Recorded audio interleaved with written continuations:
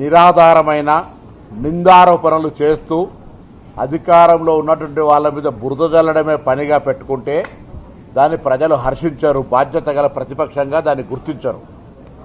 ఈరోజు మాజీ మంత్రి హరీష్ రావు గారు, మాజీ మంత్రి కేటీఆర్ గారు సింగరేణికి సంబంధించిన అంశం మీద మాట్లాడుతున్నటువంటి అంశాలను ప్రభుత్వ పక్షాన తెలంగాణ సమాజానికి మీ ద్వారా కొన్ని తీసుకొచ్చే ప్రయత్నం చేస్తూ ఉన్నాం. ఈరోజు వాళ్ళు మాట్లాడుతున్నటువంటి ప్రాథమిక ఆరోపణ, కాంగ్రెస్ ప్రభుత్వం వచ్చిన తర్వాత మైన్స్కు సంబంధించి అన్ని కూడా ఎక్సెస్లో ఇస్తూ ఉన్నారు.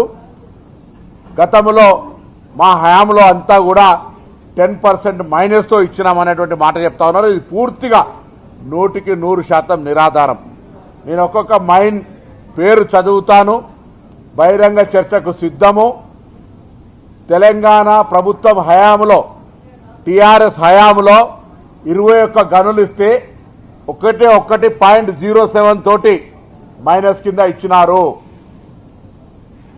ఒక్కటి కూడా మైనస్లు ఇవ్వలేదు. దాని పరంపరలో భాగంగా తెలంగాణ ప్రజాపాలన ప్రభుత్వం వచ్చిన తర్వాత 4 మైన్స్ ఇచ్చినారు.